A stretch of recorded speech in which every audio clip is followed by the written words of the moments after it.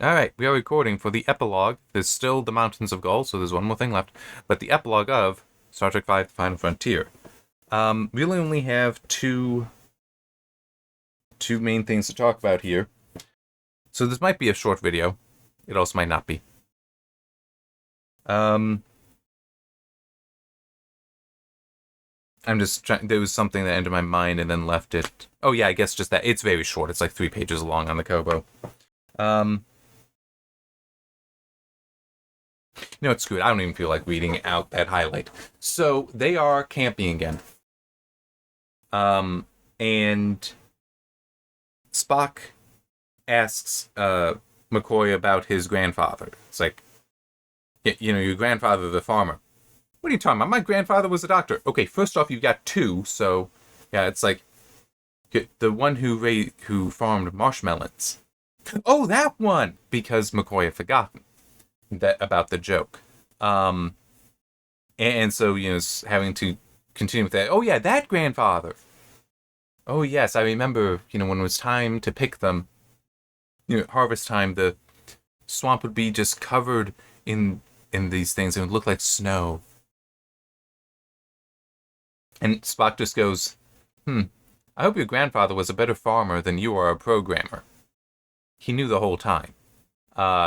Because Spock didn't he do what I'm pretty sure if you go back and look at the videos, I know I complained about it, I just don't remember specifically how I put it, that, yeah, Spock did do more digging than just that. He did look at other files, the cross-index stuff, and saw, those aren't changed. This is. Of course, how he would necessarily know which is accurate, unsure, but that's beside the point, because once he sees a discrepancy, he's gonna track it down. Here's a comment there from Spock that Bones had accurately surmised he would investigate what one should do when camping. How is that an accurate summation? Yeah, summation is correct. I was trying to think, wait, is that wrong? Because it sounds like summation. No, summation is the thing, I think. I'm going to say it is anyway, and move on. But it's like, Spock, what do you mean surmise? I mean, it's like, I get it's the right word, but objectively, this is what you always do. Okay? There is never going to be a time when we're like, hey, we're going to do this. Want to join in? Sure. And then immediately goes by researching it. That is what Spock does. So anyway, it's what he does. So in that regard, I'll grant that the joke makes sense. But Bones wouldn't do it. Now, at least we do, you know, he wouldn't mess with the computer. And we do kind of get that acknowledged, because he even admits, you know, I don't know a thing about computers. I paid one of the engineering maintenance workers good money to do it. Sounds like I need to get a refund. Which, by the way, yes, Star Trek still has money. You know what? That would have been good. That would have been good to have in Voyage Home. Jillian, you know, when talking to Shatner, talking to Cook, just being like, oh, by the way, I negotiated my salary. Oh, that's good for you. Are you making good? Yeah. I find it very curious, though, that I had to negotiate a salary when, you know, you told me that you don't use money here.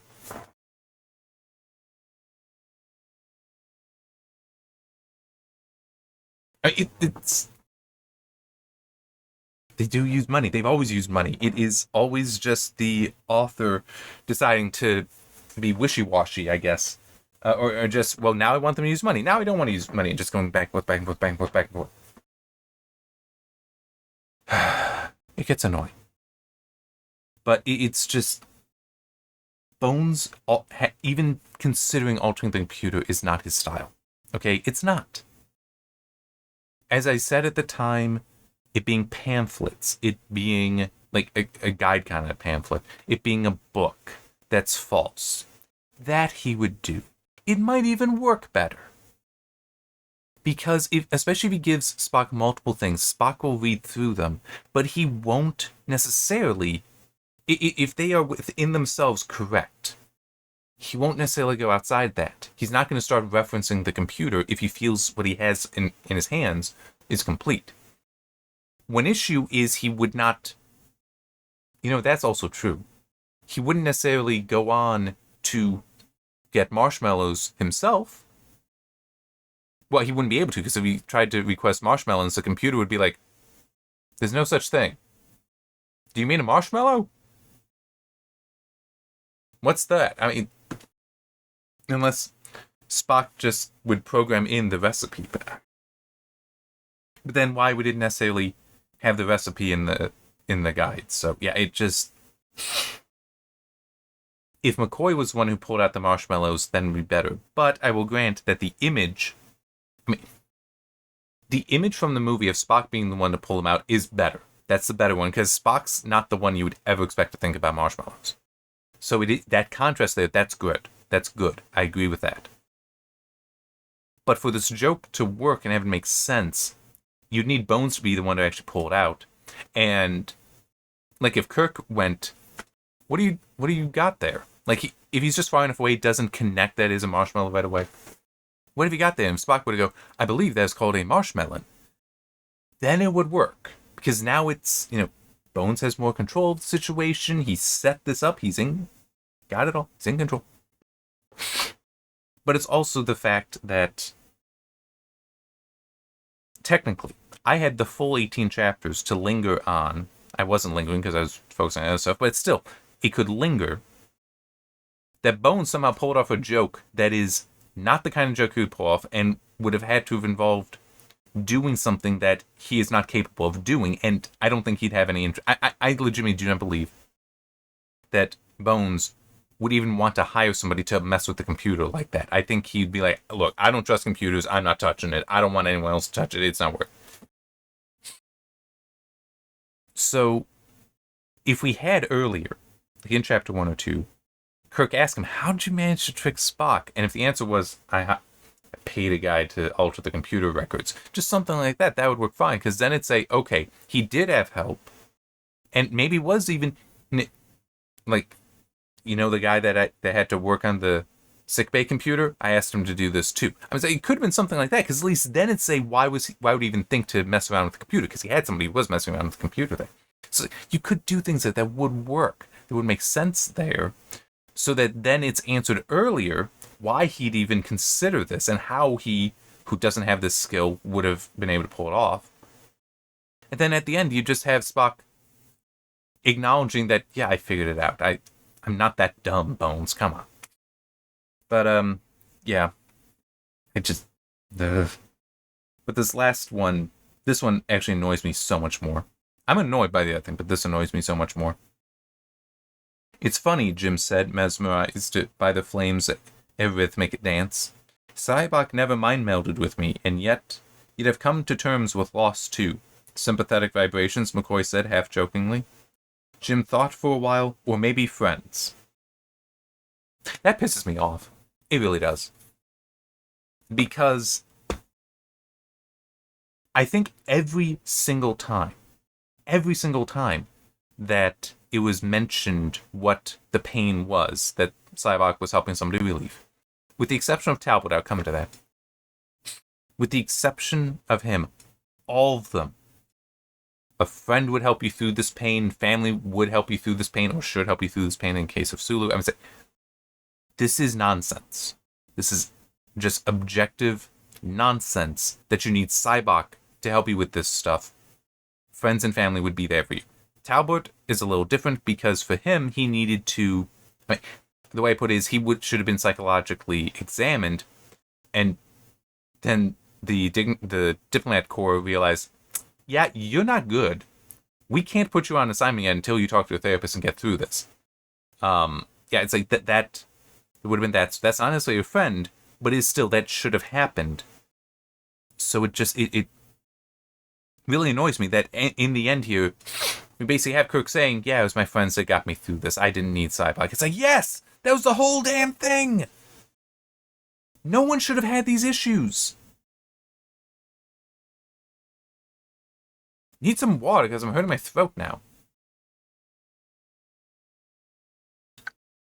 There should not have been these things there for Cybok to attach himself to.